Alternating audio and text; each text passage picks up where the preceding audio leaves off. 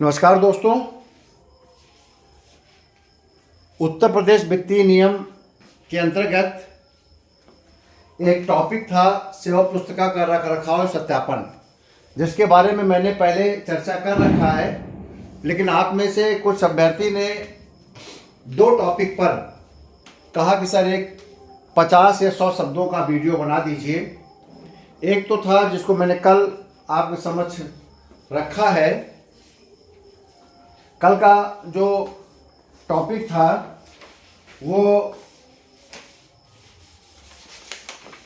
LPC के बारे में था, और आज का टॉपिक हम सेवा पुस्तिका के बारे में ले रहे हैं। दोनों बहुत महत्वपूर्ण टॉपिक है, हमेशा पूछे जाते रहे हैं। कहीं ऐसा ना हो कि एक लॉन्ग क्वेश्चन बन जाए, तो आप थोड़ा से पढ़ लीजिएगा, समझ लीजिएगा। बहुत सामान्य भाषा में लिखा है। आपको बता दूं कि सेवा पुस्तिका को फाइनेंशियल हैंडबुक 224 और financial handbook volume 5 part 1 volume 5 में भी उल्लेख किया गया है।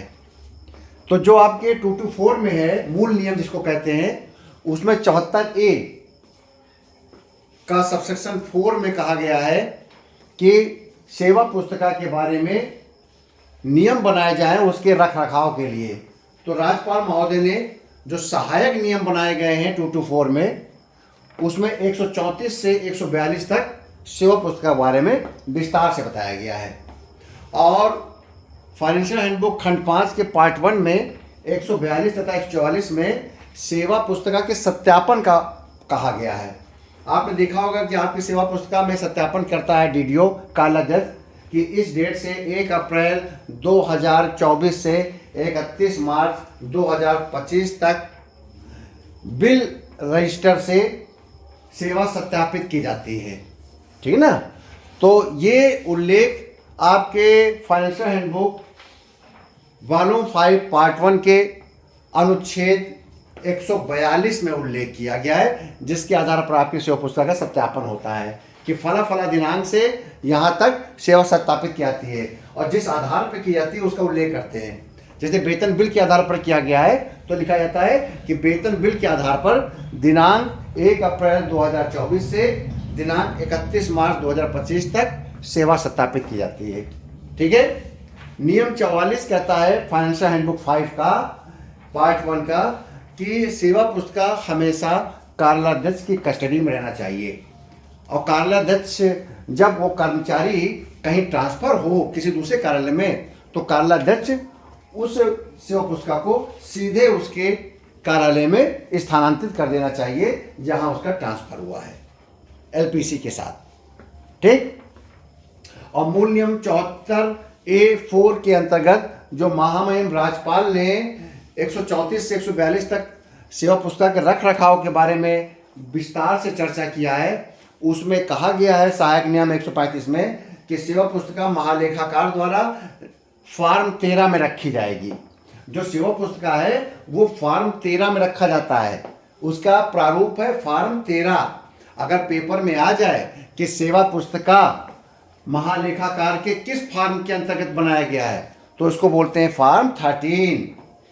और इस सेवा पुस्तिका में सरकारी सेवा की प्रत्येक घटना का उल्लेख किया जाता है, और ये कार्यालयाध्यक्ष हर एक घटना को सत्यापित करता है। ठीक। नियुक्ति की डेट, प्रमोशन की डेट, इंक्रीमेंट की डेट, सत्यापन की डेट, आपके पदोन्नत की डेट, पदोन्नत की डेट, डिमोशन की डेट, बर्खास्तगी की डेट, सेवानिवृत्ति की डेट, हर एक घटना, आपको चेतावनी की डेट, दंडित किए करने की डेट, उसकी पूरी एक घटना, पनिशमेंट किया गया है, FIR दर्ज की गई, आप जेल गए हैं, कोई भी जीवन में आपके साथ घटना घटी है सरकारी सेवा करते हुए, उसका उल्लेख सेवा पुस्तिका में होगा। ठीक।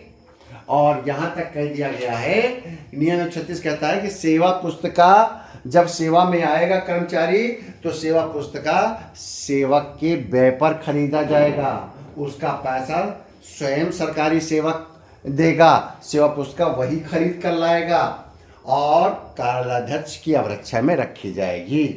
नियम 137 प्रत्येक वर्ष के अंत में कार्मिक को सेवा पुस्तिका का निरीक्षण कराया जाएगा। हर वर्ष सेवा पुस्तिका का निरीक्षण करने का अधिकार ये कर्मचारी का है। चूंकि नियम 37 कहता है कि आपको हर वर्ष अपनी सेवा पुस्तिका को देखने का अधिकार है। आप कभी ये नहीं कह सकते कि हमको साहब सेवा पुस्तिका दिखाई नहीं गई, हमें क्या पता हमारी सेवा पुस्तिका में सत्यापन हो रहा है कि नहीं हो रहा। हर वर्ष आपको देखने का अधिकार है। आपको ये देखने का अधिकार है कि आपकी सेवा का सत्यापन किया जा रहा है कि नहीं किया जा रहा है। आप उसमें देखें, क्योंकि ये आपका अधिकार है और नियम लिखा हुआ है। यह सुनिश्चित कर लें कि सेवा सत्यापित है कि नहीं है, तभी आप अपने हस्ताक्षर करें उस सेवा पुस्तिका में, अन्यथा न करें। नियम 137 कहता है। नियम 138 व 139 कहता है कि सेवा में अगर डिमोशन होता है, अगर कोई कर्मचारी निलंबित होता है, तो उसका उल्लेख सेवा पुस्तिका में अनिवार्य रूप से करना चाहिए और कार्यरत उसको प्रमाणित करेगा। ठीक। इसके अलावा मैंने कहा जैसे 142 तक का उल्लेख है, तो जो 40, 41, 42 है, ये इन्फीरियर सर्विस क्लास 4 या पुलिस सेवा के संबंध में उल्लेख किया गया है, जिसको लिखने की या जिसको समझने की ज़्यादा विशेष ज़रूरत नहीं है, क्योंकि इतना ही पार्ट आपका सेवा पुस्तिका के संबंध में है जो कि बहुत ही महत्वपूर्ण है। ठीक है। तो आपको मैंने सेवा पुस्तिका के रखरखाव सत्यापन के बारे में बताया। इसको आप अच्छे से आप इसको पढ़ लीजिए, समझ लीजिए। आपके पेपर में ये एक महत्वपूर्ण टॉपिक है, इसलिए अंतिम समय पर जो मुझे लग रहा है इम्पोर्टेंट टॉपिक, उसको मैं कोशिश कर रहा हूँ कि मैं उसको किसी न किसी रूप में आप तक पहुँचा दूँ। ठीक है। तो आप लोग तैयारी करते रहिए। आप में से बहुत से अभ्यर्थी अपने अपने गृह जनपदों से या अपने कार्यालय स्थल से परीक्षा के लिए प्रयागराज के लिए निकल चुके होंगे। जैसे मेरठ है, आपका बुलंदशहर है, गाजियाबाद है, आपका सहारनपुर है, मुजफ्फरनगर है, पश्चिम के ऐसे इलाके के लोग जरूर प्रयागराज के लिए निकल चुके होंगे। संगम एक्सप्रेस जाती है, आपके नौचंदी एक्सप्रेस जाती है। इन ट्रेनों के माध्यम से आप अपने अपने गंतव्य पहुंच चुके होंगे। और जो दूर दराज के बाहर के लोग हैं, यूपी के बाहर से इस एग्ज़ाम देने जो आ रहे हैं, वो भी अपने अपने स्थानों से इस परीक्षा में निकल चुके होंगे। आप लोग अच्छे से एग्ज़ाम दीजिएगा। ठीक है। और अभी आपको 1 या 2 टॉपिक पर मुझे कोई महत्वपूर्ण बिंदु लगेगा तो अब मैं उस पर आपको ज़रूर से ज़रूर वीडियो भेजता रहूँगा। टेलीग्राम चैनल पर मैं अपने कुछ न कुछ नोट्स भेजता रहूँगा। तो सभी लोग मेरे टेलीग्राम चैनल से जुड़ जाएं। करेंट मोटिवेशन, अगर टेलीग्राम चैनल आपने नहीं डाउनलोड कर रखा है तो अपना डाउनलोड कर लें प्ले स्टोर से और मेरे चैनल से जुड़ें, क्योंकि जिस पर मैं वीडियो नहीं बनाऊंगा या ऐसा कोई मटेरियल मुझे अचानक लगेगा कि आपके इंपॉर्टेंट हो सकता है, तो मैं उसका PDF बनाकर टेलीग्राम चैनल में पोस्ट कर दूंगा। ठीक है ना।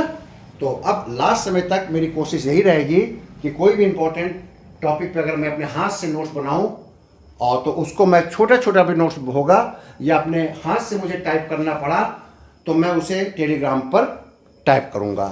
तो कोशिश करिएगा कि मेरे टेलीग्राम को लगातार आप देखते रहें, परीक्षा के समय तक देखते रहें। बहुत बहुत धन्यवाद।